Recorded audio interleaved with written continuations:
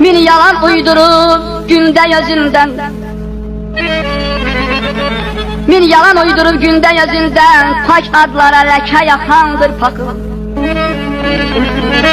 Bütün el babanın düşüp gözünden, en yazık en bedbəxt nadandır pakı. Qəlbi dəhşətlidir,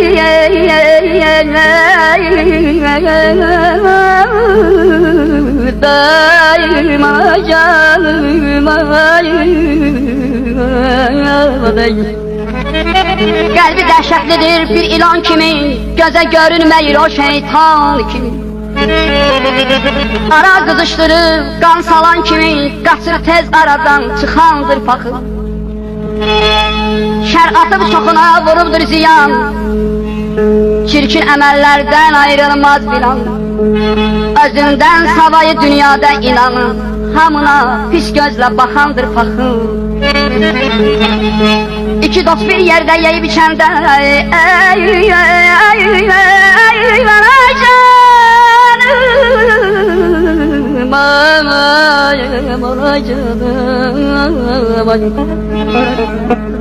İki dost bir yerde yeyip içende, elin hoş gününe sağlık diyende, bir cavan özüne toy eyleyende, ok tutup alışıp yanandır paxıl.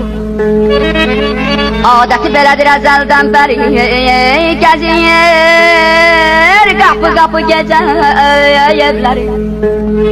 Ey saraylı rəhim neçə evləri, ey saraylı rəhim neçə evləri.